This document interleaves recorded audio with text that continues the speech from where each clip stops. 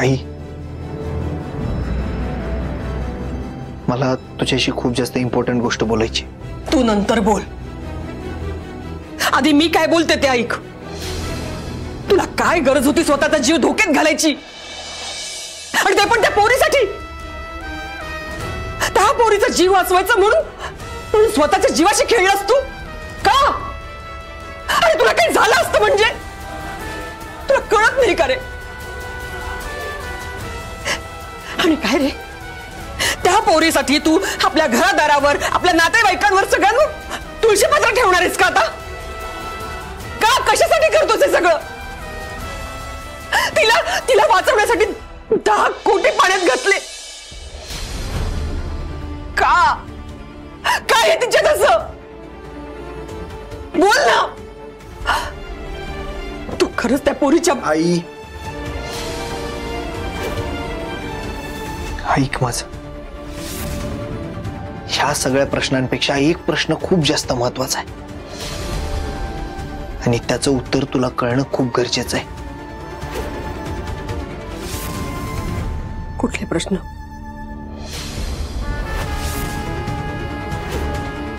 जे काही झालंय त्याच्या पाठीमागं कोण आहे, आणि हे सगळं करून त्याला काय मिळणार आहे, हे प्रश्न.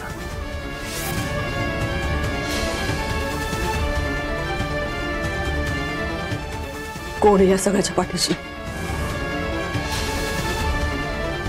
ये माझ्यासोबत. कुठे? काय चाललंय तुझं, मला नीट सांगशील का? आई, तू चल माझ्यासोबत.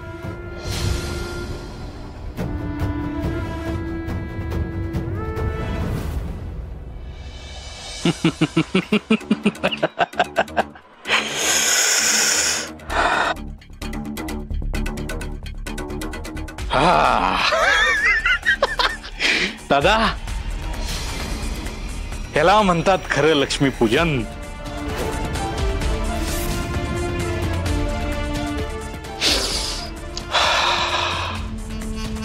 धैर्य धैर्य दादा, धैर्याच्या मूर्खपणामुळे आपण हे पैसे कमावलेत.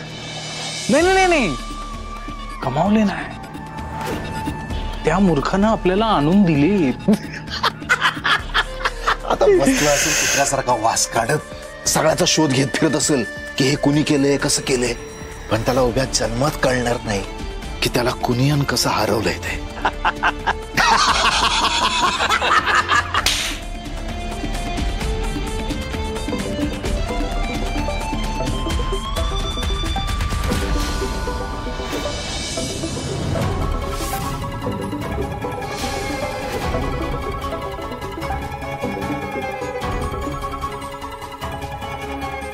म्हणजे माझा डाऊट खरा निघाला तर?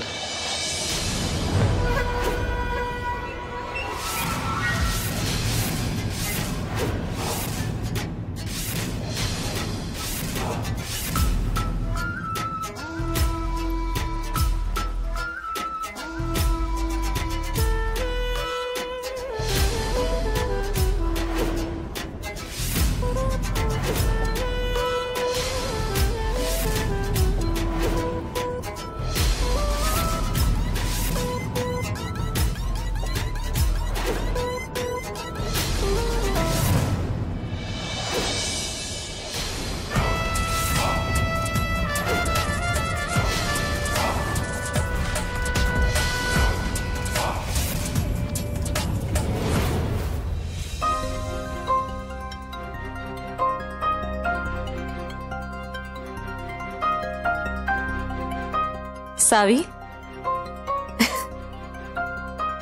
फराळ केलाय, चिवडा खाऊन बघ, थोडा तरी खा आणि मला सांगच बघ कसा झालाय. वहिनी, मला माहितीये माहेरून येताना खाऊन आलीयस, पण तरी चिवडा मी माझ्या हाताने बनवलाय. तू खाणार नाहीस तोवर मला चैन पडायचा नाही. खाऊन सांग बरं कसा झालाय. चल चल, थोडा तरी खाच आणि मला सांग. खाऊन बघ.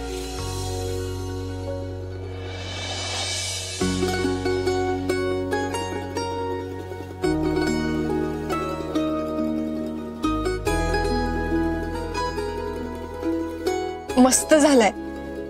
आवडलं ना तुला?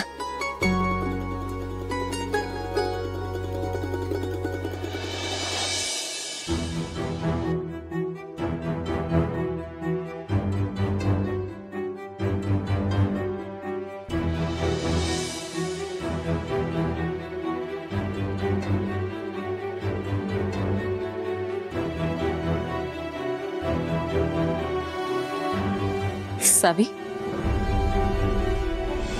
तुला त्या गुंडांनी काही त्रास दिला नाही ना? म्हणजे ठीक आहेस ना तू?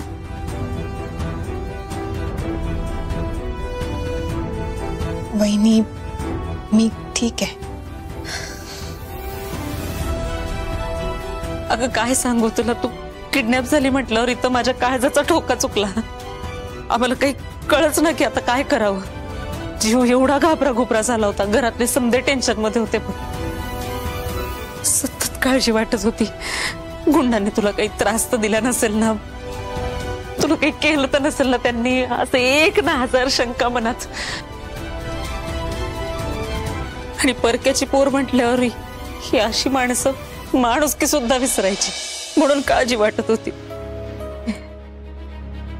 वहिनी, तुम्ही काळजी करू नका. मी खरंच एकदम व्यवस्थित आहे. मला काही नाही झालं.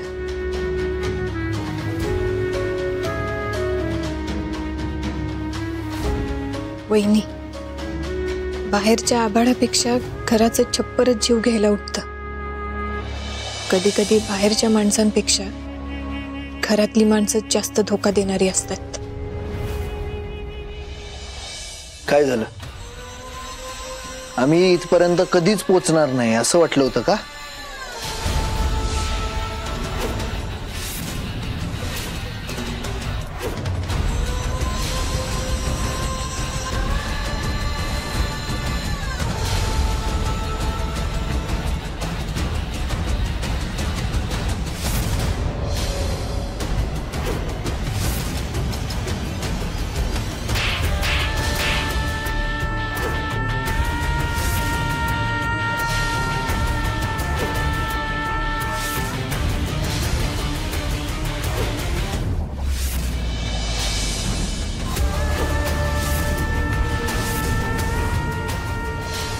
सगळा प्लॅन तुमचा आहे हे मला आधीच माहिती होतं. भास्कर सगळ्यांसमोर सावीला धमकी काय देतो, त्यानंतर हेही बघितलं मी की गेल्या काही दिवसापासून तुम्ही वॉच ठेवून होतात माझ्यावर.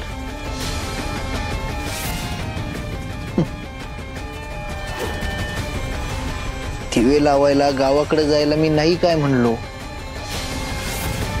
त्यानंतर तुमच्या डोळ्यात जी चमक आली होती ना ती सुद्धा बघितली मी.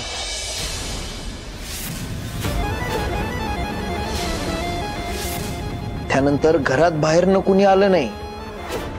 हा, पण तो पेनड्राईव्ह आला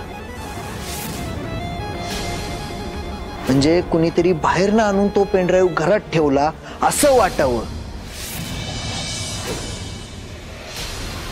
म्हणून घरातल्याच कोणीतरी तो पेनड्राईव्ह तिथं ठेवला होता हे तेव्हाच कळालं होतं मला.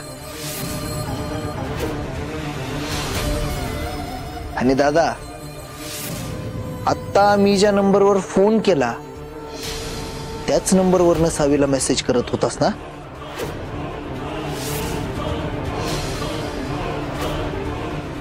कुठले मेसेज?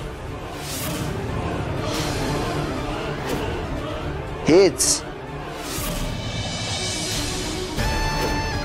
की मी सावीला कसं फसवतोय.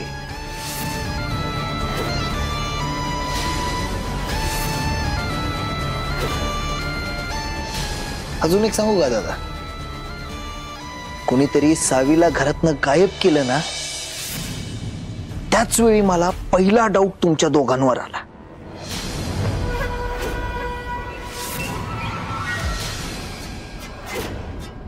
कारण आपल्याच घरातनं तिला गायब करायचा मूर्खपणा तुम्हीच करू शकता.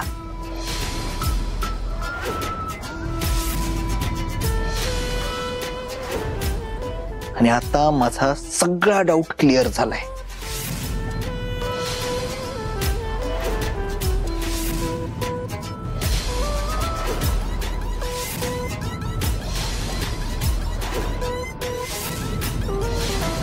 भास्कर, अरे माणूस आहात की शैतान आहात तुम्ही? अरे का वागलं तसं? कशासाठी एवढं नालायकपणे करताय? तुम्हाला काहीच कसं वाटत नाही रे? आपल्याच घरातल्या सुनेला किडनॅप करून आपल्याच घरच्यांकडनं पैसे लुबाडताय? लाजा नाही वाटत तुम्हाला? अरे घर म्हणून काही आहे की नाही? शी, एवढ्या खालच्या थराला जाताना काहीच कसं वाटलं नाही तुम्हाला? वाटलं की आम्हाला सगळंच वाटलं, पण तुम्ही जे आमच्यापासून लपवून एवढे मोठमोठे प्लॅन करताय त्याचं काय?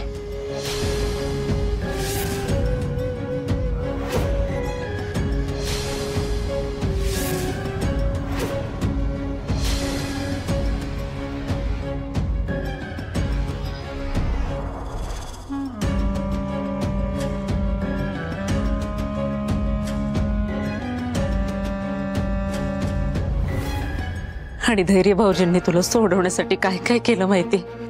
आमच्या यांनी आणि भास्कर भाऊजींनी तर हात वर केले, आणि इथे तर आमच्या यांनी आणि भास्कर भाऊजींनी घरातले पैसे द्यायला नकार दिला. धैर्य भाऊजींनी सगळी पैशांची जुळवाजुळव एकट्यानं स्वतःच्या जीवावर केली. सतत म्हणत होते किती काही झालं तरी चालेल, पण सावीला घरी घेऊन येणार म्हणजे येणार, आणि त्यांनी तसं केलंही. असा नवरा मिळायला खूप नशीब लागतं बघ, आणि तू आहेस तेवढी नशीबवान. सगळ्यांच्या नशिबात नसतो बरं असा नवरा. प्रेमासाठी स्वतःचा जीव धोक्यात घालणारा, प्रेमापुढं पैशांची किंमत शून्य मानणारा नवरा मिळणं म्हणजे भाग्यच आहे ग सावी.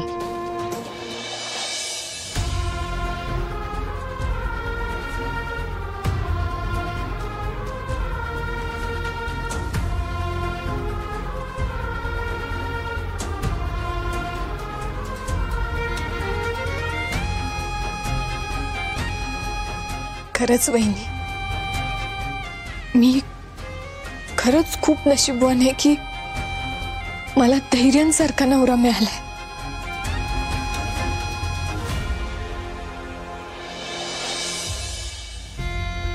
खरं मी त्यांच्यासाठी काहीच नाही केलं. आमचा पहिला दिवाळ सण, आणि पहिल्याच दिवाळ सणाला त्यांचा जीव धोक्यात गेला.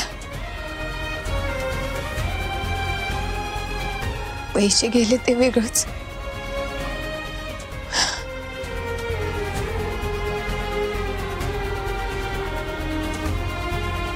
पण नाही, आता त्यांच्या आणि माझ्या नात्याला कोण ग्रहण लावायचा प्रयत्न करते ना, ते मी शोधून काढणार. धैर्य माग तपास थांबवतील, पण मी नाही थांबणार, कारण आता मी धैर्यांशिवाय नाही राहू शकत. त्यामुळे हे जे कोण करते ना, त्याला मी शोधून काढणारच.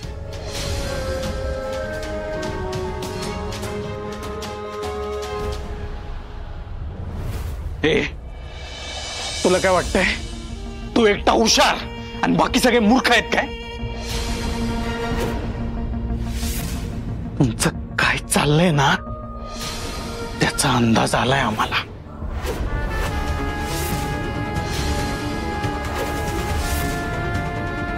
आई, या धैर्याला रातोरात त्या सावीच्या प्रेमाचे जरे फुटले काय? हा,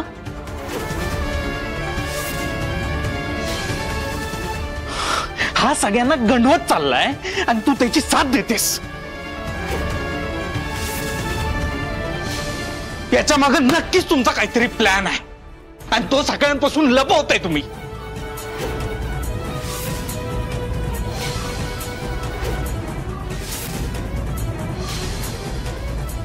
त्यामुळे आम्ही ज्या माळेचे मणी आहेत ना, त्या माळेचे तुम्ही पण आहात.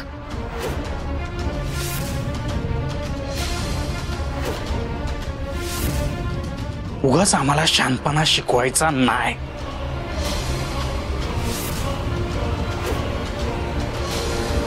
भास्कर,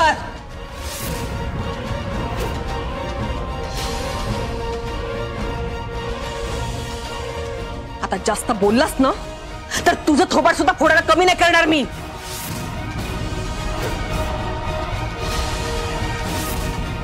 सोडाई, यांच्याशी बोलत बसण्यात काही पॉइंट नाहीये.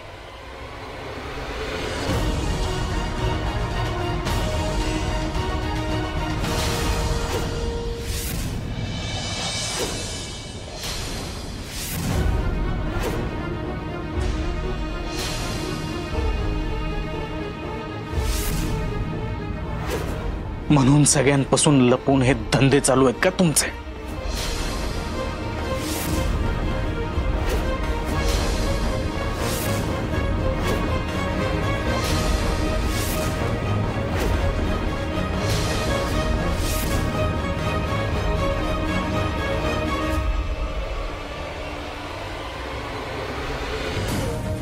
भास्कर,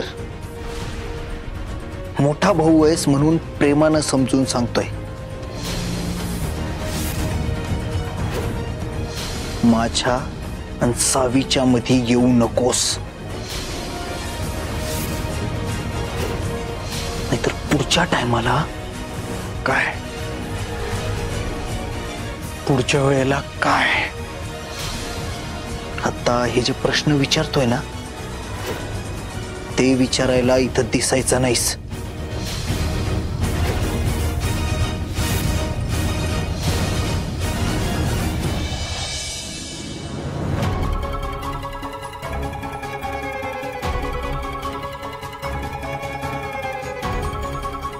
तर पोलिसांची 3rd डिग्री मिळाली ना की सगळा माज आपोआप उतरल.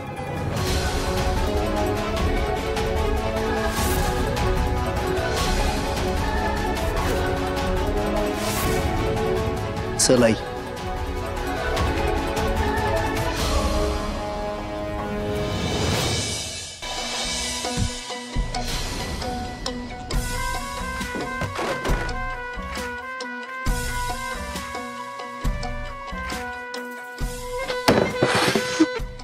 मला धमकी देऊन गेला दादा.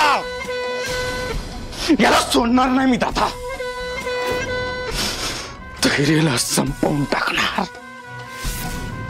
त्या सावीच्या पुढ्यात याचे सगळे धंदे उघडे पाडून नाही यांची जुळलेली गाठ तोडली ना तर नाव भास्कर मुजुमदार सांगणार नाही.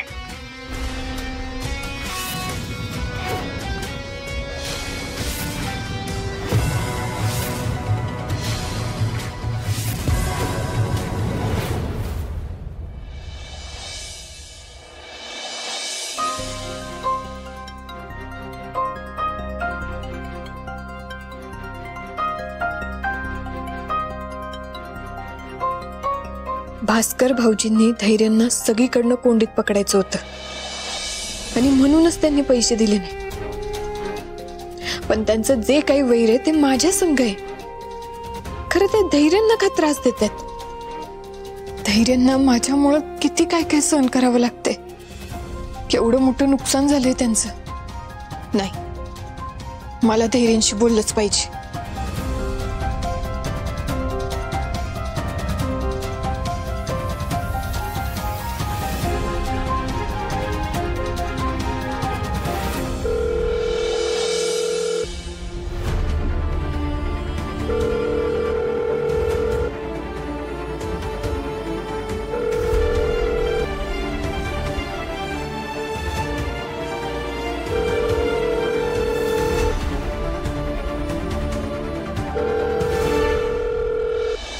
धैर्य, विलास आणि भास्करच्या मनात अजून काही शंका यायच्या आधी आपल्याला आपला प्लॅन पूर्ण करायलाच हवा. हे दोघे जर का जिद्दीला पेटलेस ना तर आपलं बिंग फोडल्याशिवाय गप्प नाही बसणार. कसलं बिंग?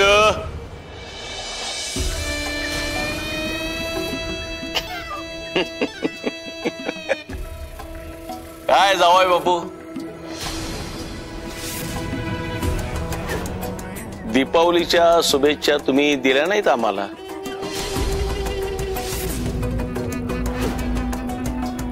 मामा तू इथं काय करतोयस? अरे वा वा वा वा वा, म्हणजे आमच्या येण्याचा जाबही विचारला जाणार का या घरात आता आम्हाला?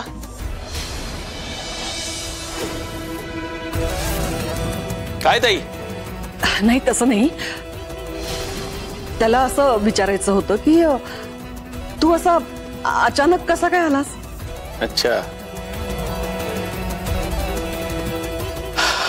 अचानक यावं लागलं जावई बापू.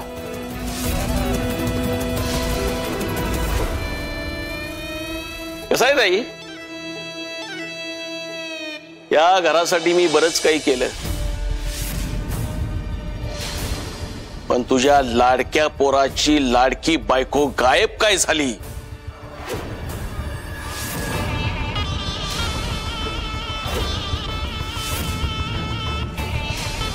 तर तुझ्या पोरानं माझ्या पोरीवर हात उचलला.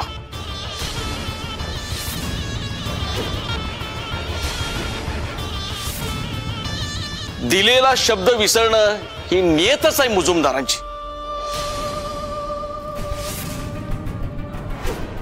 पण लिहून घेतलंय मी तुमच्याकडनं, कॉन्ट्रॅक्ट आहे आपल्यामध्ये.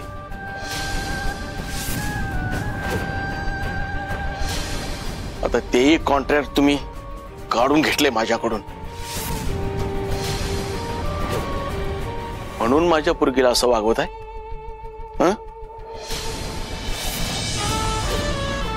हे तुमचं आधीच ठरलंय की सावीशी लग्न झाल्यावर नियत बदलली?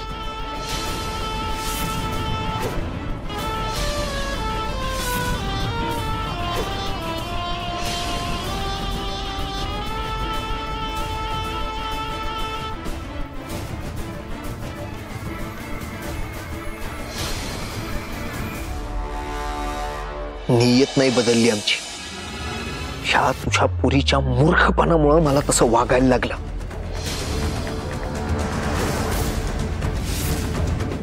आणि राहिला प्रश्न कॉन्ट्रॅक्टचा, तर तो तुझ्याकडनं काढून घेतला नाही, तो तुझ्या मूर्खपणामुळे काढून घ्यायला लागला.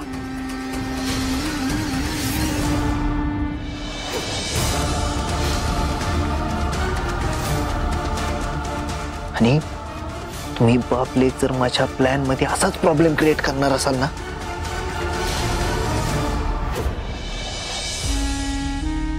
तर मला असंच वागायला लागल.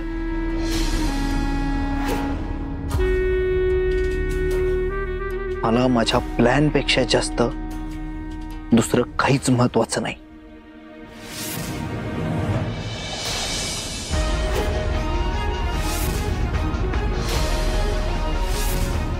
कसला प्लॅन?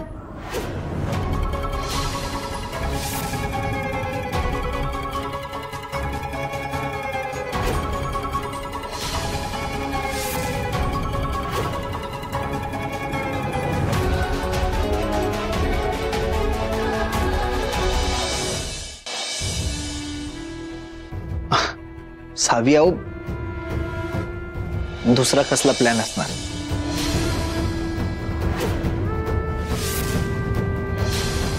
आपला प्लॅन भाऊंचं स्वप्न पूर्ण करण्याचा.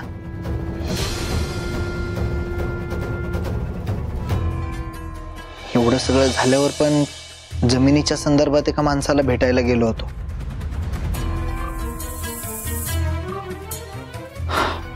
आणि त्याने टाइमवर त्याचा शब्द बदलला. मामा आता तूच सांग,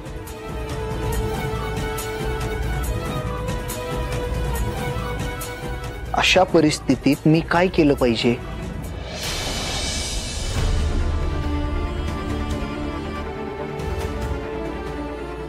जोपर्यंत भाऊंचं स्वप्न पूर्ण होत नाही तोपर्यंत मी दुसरं कुठंच कॉन्सन्ट्रेट करू शकत नाही.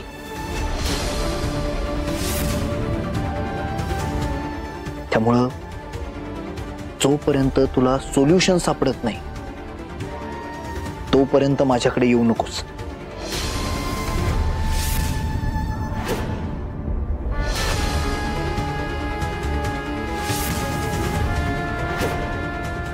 काळजी करू नकोस, तुझा हा प्लॅन पूर्ण होण्यासाठी जी काही मदत लागेल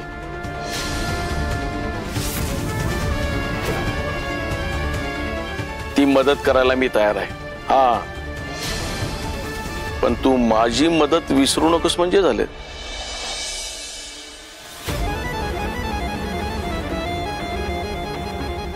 मामा, हा धैर्य कधीच काही विसरत नाही.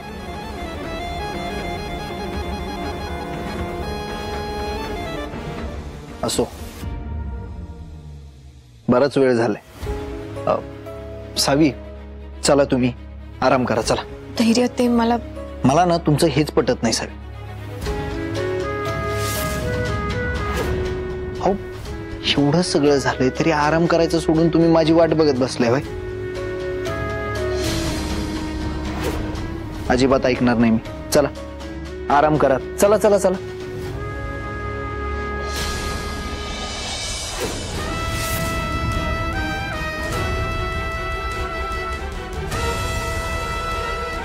ताई, ते कॉन्ट्रॅक्ट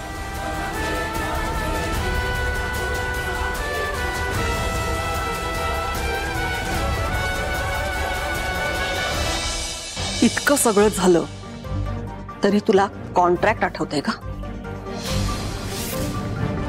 लाज नाही वाटत? ते जिथे असायला हवं तिथे सुरक्षित आहे आणि योग्य वेळ आली की तुला मिळेल.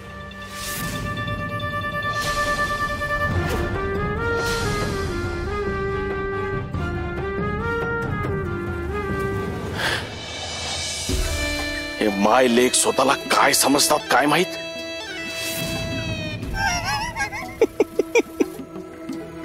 पण या दयाकडे अजून लय पत्ते आहेत. लय. हा दया कुणालाच दया दाखवत नाही. कुणालाच.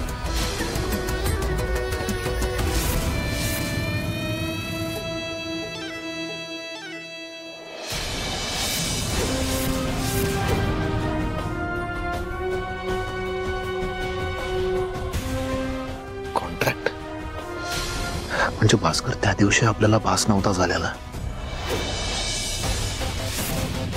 नक्कीच मामान धैर्यामध्ये कसला ना कसला तरी प्लॅन शिजतोय. रे, आपल्याला वाटत होतं त्यापेक्षा काहीतरी डेंजर प्लॅनिंग चालू आहे.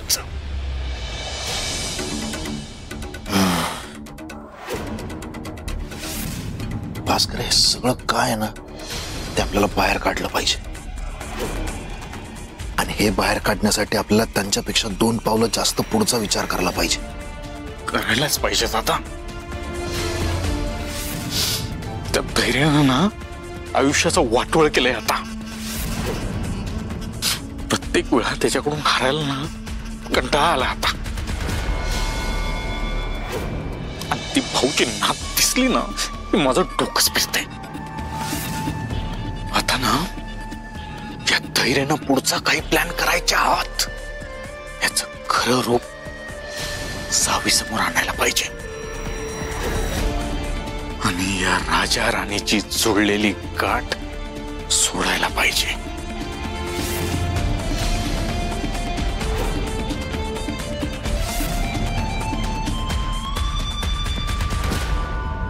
धैर्य, अहो ऐका तर. अजिबात नाही.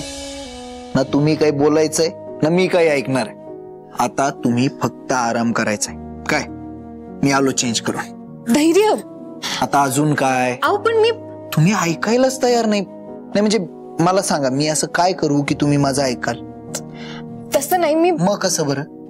तुम्ही ऐकायलाच तयार नाही आहात. सारखं आपलं काही ना काहीतरी विचार करत बसायचं आणि टेन्शन घेत बसायचं. इकडं भाऊंचं स्वप्न कसं पूर्ण करायचं मी त्याचा विचार करतोय. तुमचं आपलं काहीतरी सुरू असते. धैर्य, अहो त्याच्यासाठी तर मी कायम तुमच्या सोबत आहे. पण मला आधी एक गोष्ट सांगा.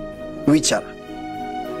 भास्कर भाऊजी आणि विलास भाऊजींनी पैसे द्यायला नाही म्हटल्यावर तुम्ही एकट्याने एवढे सगळे पैसे उभे केले, ते पण एवढ्या कमी वेळात. हो मग सावी, मी मुजुमदार आहे, लक्षात आहे ना तुमच्या? बरं ते सगळं सोडा, आता उगाच आता हा विचार करत आहे ना, एनर्जी वाया घालवू नका तुमची. जरा डोक्याला शांतता द्या आणि शरीराला आराम.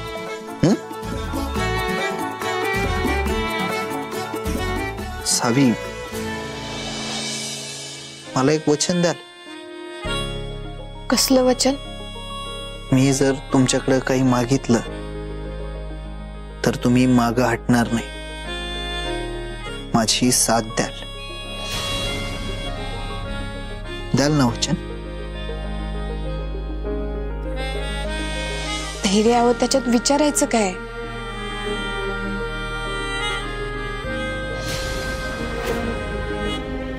आयुष्यात काहीही झालं तरी मी कायम तुमच्या सोबत उभं राहीन.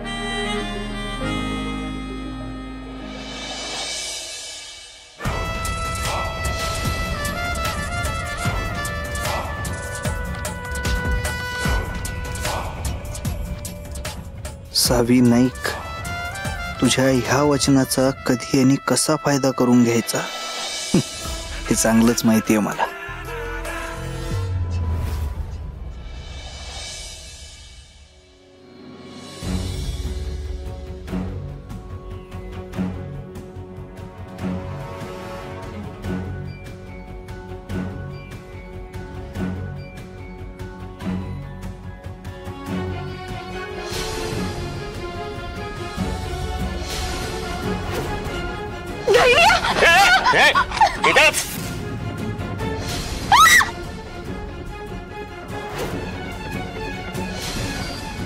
सावी उतरा.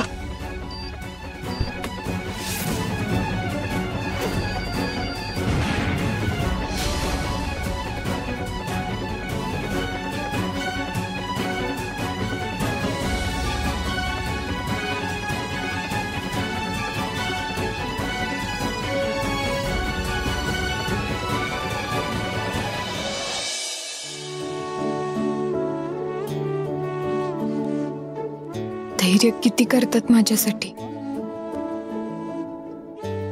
आणि मी तुम्हाला साथ द्यायचं सोडून तुम्हाला त्रास द्यायचंच काम करत असते.